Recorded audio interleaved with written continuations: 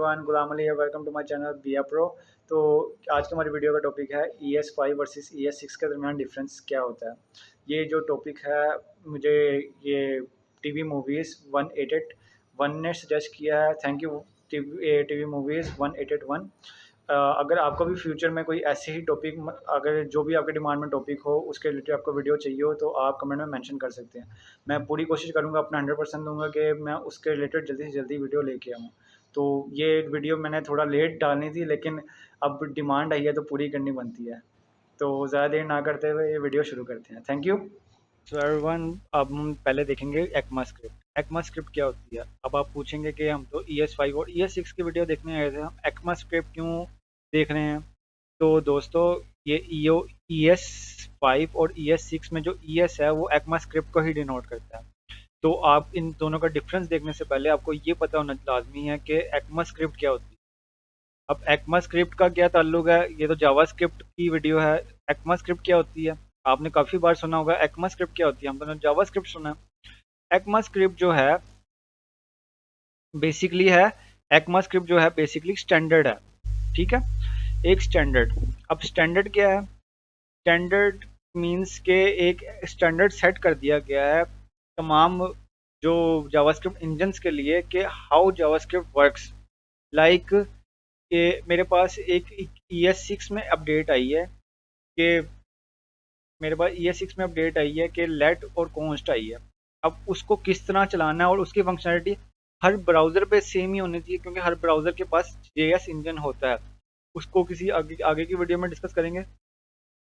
तो जो ES जो ES5 और ES6 है वो बेसिकली एक्मा स्क्रिप्ट ही हैं, मतलब जावास्क्रिप्ट के स्टैंडर्ड्स। ठीक है, जावास्क्रिप्ट के स्टैंड ये ES5 जो है वो आया था 2019, वो 2009 में।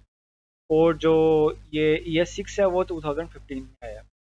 तो सिंपली है ये एक हर सर्च इंजन। अब जैसे कि काफ़ी ब्राउजर्स हैं, मैं ब्राउजर्स के एग्जांपल दे देता हूँ कि काफ़ी ब्राउज़र्स हैं, उनमें आप देखते होंगे कि फायरफॉक्स हो गया, क्रोम हो गया और ये माइक्रोसॉफ्ट हो गया, माइक्रोसॉफ्ट एज।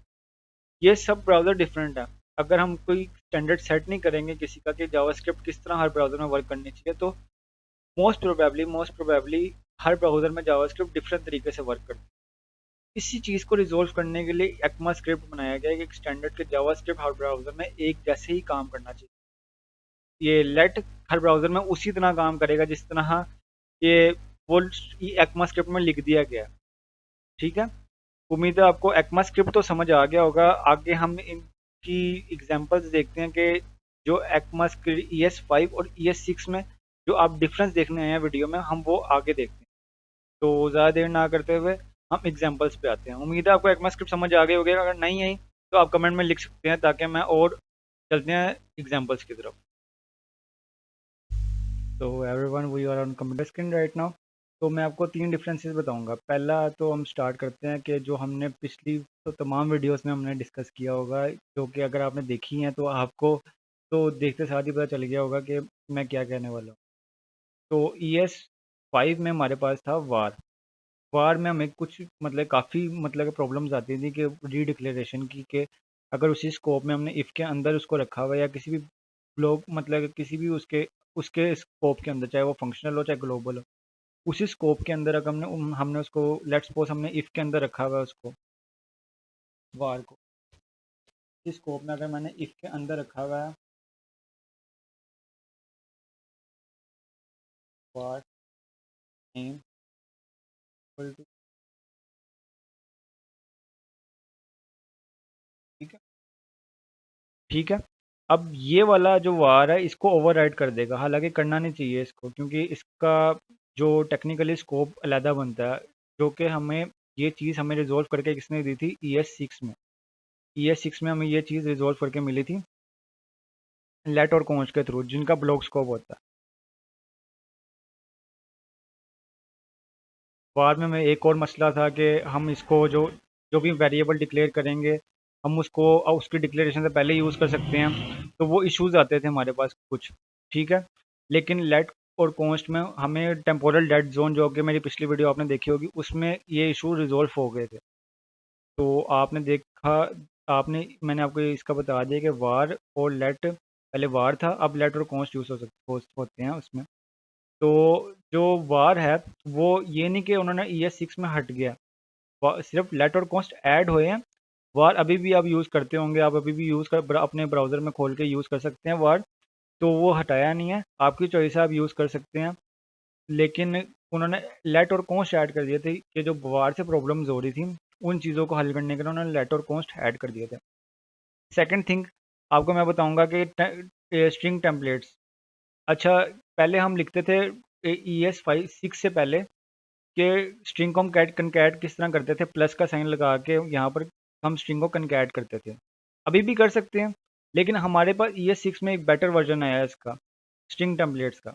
ठीक है, सिंपली हम ये साइन लगा कर, ठीक है, और स्ट्रिंग लिख सकते हैं। उस अगर स्ट्रिंग के बीच में हमने किसी वेरिएबल को डायनेमिक करना है या कुछ करना है, जैसे कि नेम है, ऊपर नेम मैंने डिक्लेयर किया हुआ है, अगर मैंने इसको डायनेमिक करना है तो सिंपली मैं क्या करूँगा, एक डॉलर का साइन लगाऊंगा, ब्रैकेट्स लगाऊंगा और उसको स्ट्रिंग के अंदर ऐड कर दूंगा।